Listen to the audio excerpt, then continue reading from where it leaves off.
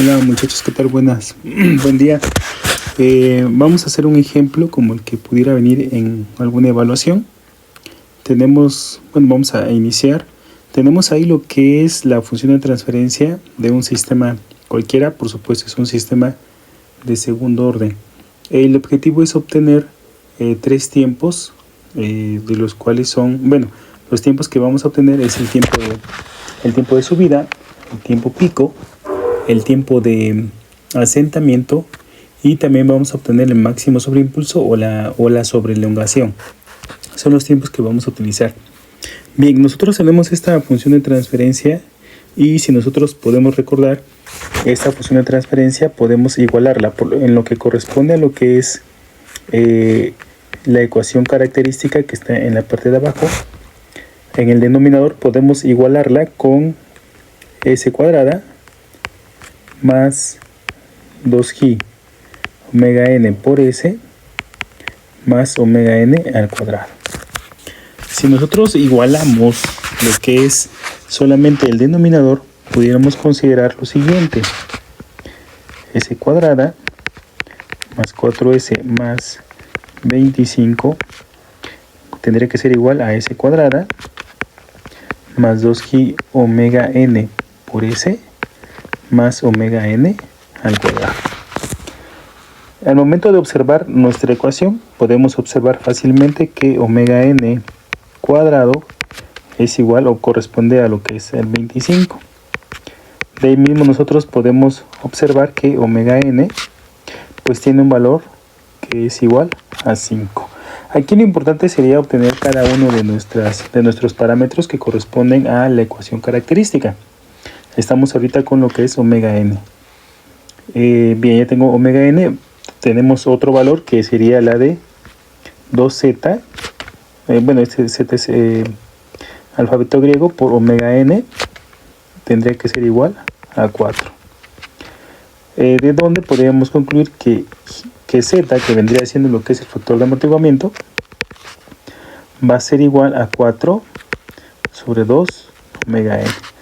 Como ya tenemos el valor de omega n, que es 5, esto nos va a llevar a 2 quintos.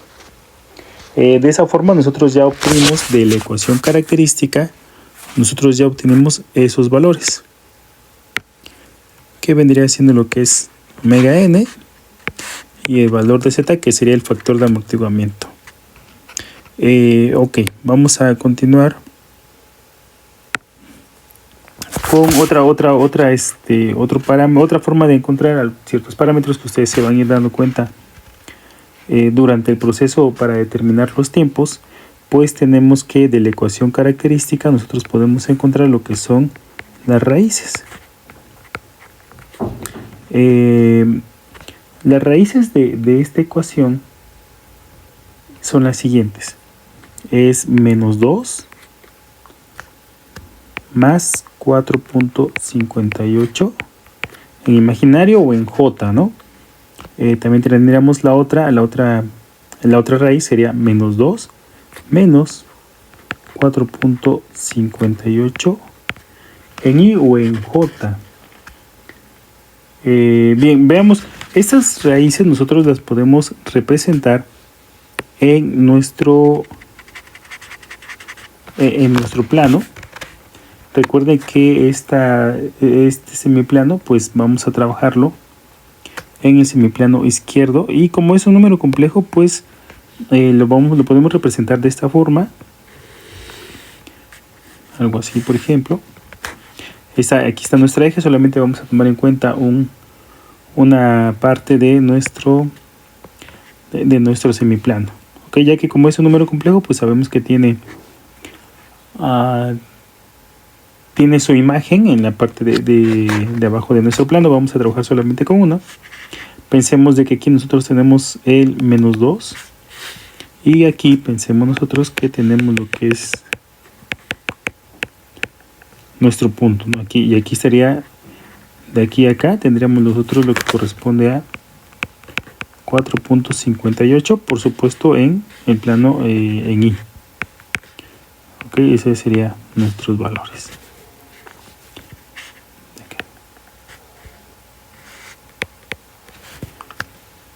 Bien, nosotros aquí estaríamos obteniendo lo que es un vector.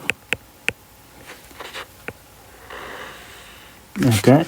Y pues cada uno de estos pues tiene su nombre en lo que es este plano. Por ejemplo, nosotros aquí tenemos el vector que viene del origen. Aquí tenemos lo que es omega n, es la magnitud. Y de este lado tendríamos lo que se denomina como una omega d. Y en el, aquí en sobre el eje, el eje horizontal tendríamos lo que es sigma de nuestro plano, ¿no? De nuestro plano de ese, recuerden que lo vimos en clase. Describimos lo que es, cómo trabaja, bueno, cuáles son las características de este triángulo. Al fin de cuentas, seguimos teniendo nosotros lo que es un triángulo rectángulo. Y el ángulo formado aquí, pues, corresponde al ángulo beta. De esa forma, nosotros, a la hora de comprender lo que es este triángulo, nosotros podemos interpretar que también nuestras raíces, las raíces de nuestra ecuación, podemos escribirlas también como sigma más menos omega d en el plano complejo o en el plano de J, ¿no? Y ya si comparamos nuestras raíces con las que acabamos de obtener, pues tendríamos nosotros lo que es menos 2 más menos 4.58 en I o en J. De esa manera nosotros ya vamos encontrando algunos valores para que nos van a servir para ir determinando lo que es los tiempos que nos están requiriendo, ¿no? Entonces, uno de las características que utiliza, por ejemplo, el tiempo de subida, voy a colocar acá lo que es el tiempo de subida, que está caracterizado por tener TR, así es como se define. Esto dice que es igual a pi menos beta sobre omega d. Si bien nosotros ya tenemos omega d lo vemos por la forma de las raíces, equivale a 4.58. Pero también está definido omega d, digamos, si no logramos encontrar las raíces o no queremos trabajar con raíces, también está definido como la siguiente ecuación, que es omega n por la raíz de 1 menos z al cuadrado. Sustituyendo tendríamos que esto es igual a 5 por 1 menos z, que viene siendo 0.4 al cuadrado. Y esto pues a nosotros nos tiene que dar 4.58. Y ya bueno, el ángulo beta, que es el ángulo que se forma en nuestro triángulo de nuestra página anterior, que sería el ángulo beta, pues podemos definirlo como lo que sigue, ¿no? Bueno, por la fórmula siguiente, que sería la tangente inversa del cateto opuesto sobre cateto adyacente, que en este caso sería 4.58 sobre D2, lo cual a nosotros nos da 1.15. Ya tengo omega d, ya tenemos el ángulo beta, ya tenemos el valor de pi. Entonces ya podemos definir que nuestro tiempo de subida o nuestro TR va a ser igual a valor de pi, que es 3.1416, menos nuestro valor de beta, que es 1.15, entre el valor de omega d, que sería 4.58.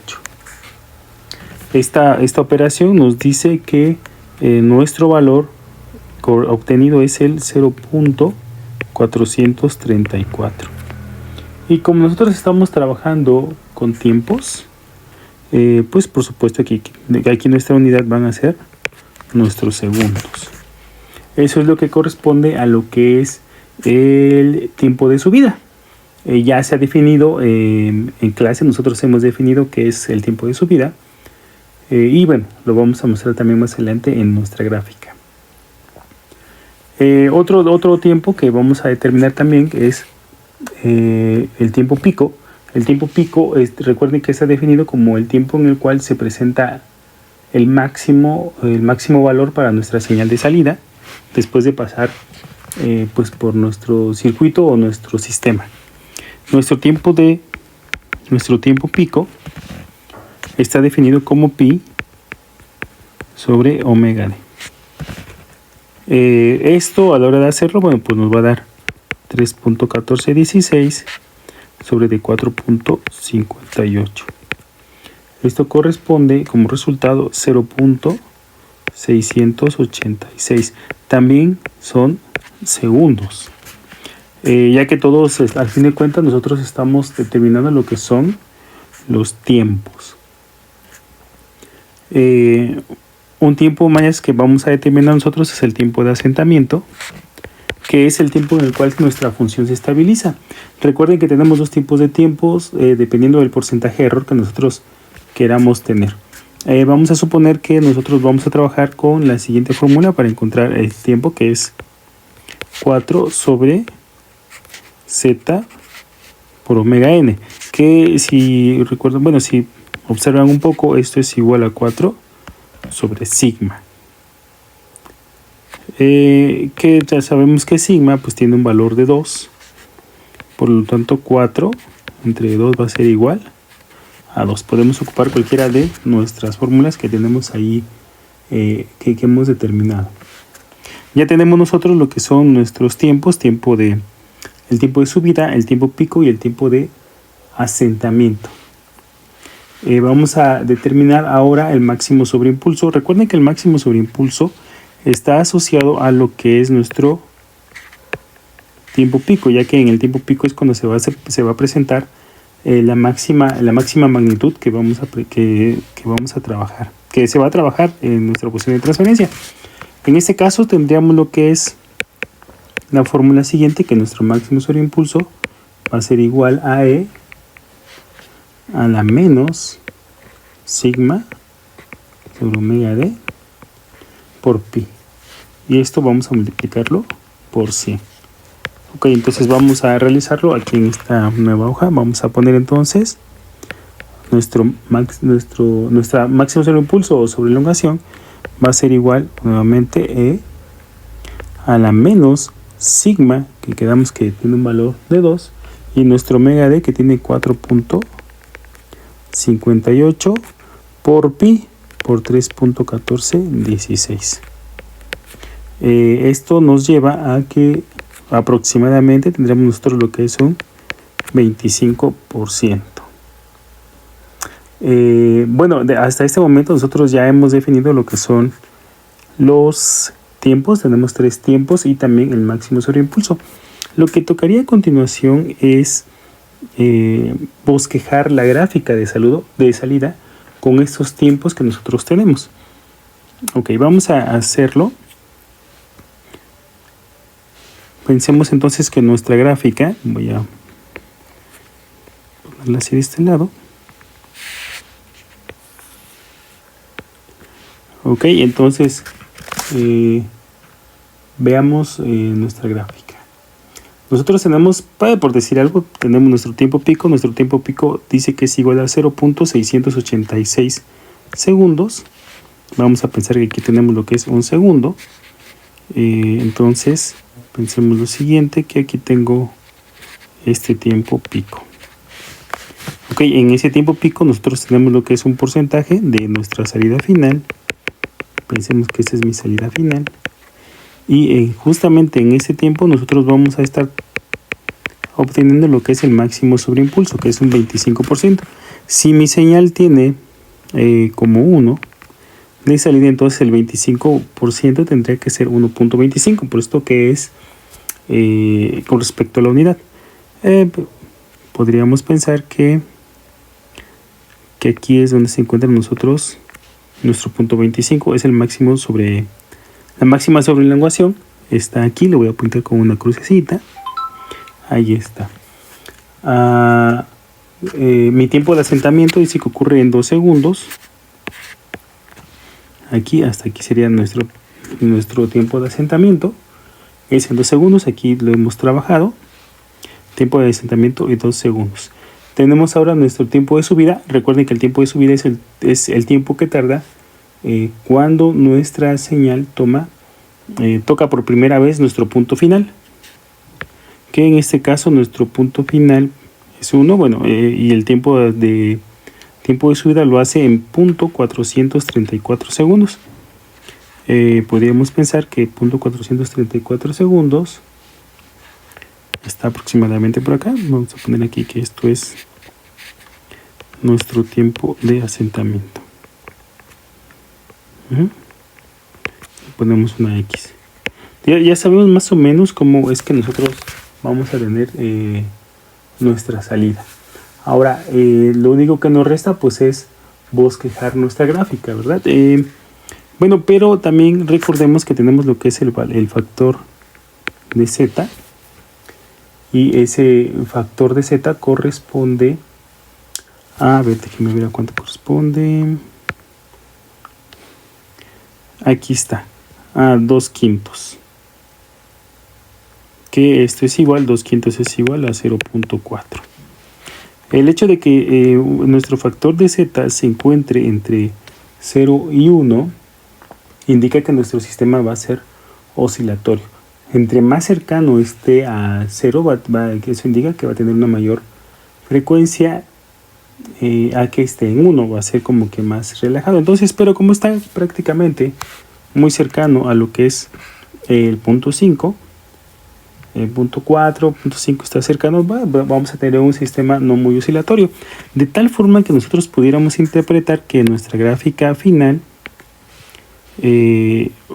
tendría primero tendría que pasar a través de lo que es R, tiempo de subida, luego llegar a lo que es el tiempo pico, que sería nuestro máximo sobreimpulso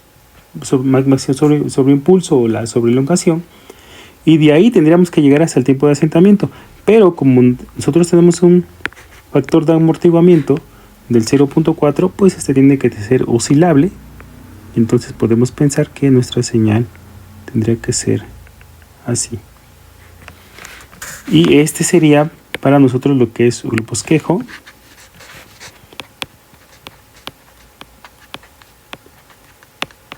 Bosquejo de la respuesta al escalón. Vean, aquí está el procedimiento correspondiente. Aquí tenemos cómo iniciamos, cómo empezamos a explicar lo que es nuestra función de transferencia. Prácticamente todo lo que nos dictó el comportamiento de nuestro sistema son las raíces. Recuerden que las raíces son determinadas, son comentadas como polos. Aquí está. Y de ahí, encontramos algunos factores, como lo que es omega n y 2g omega n, esto para compararlo con la ecuación característica. Encontramos sus valores, describimos cómo es la interpretación en el plano S o el plano imaginario. Aquí están los cálculos de los tiempos.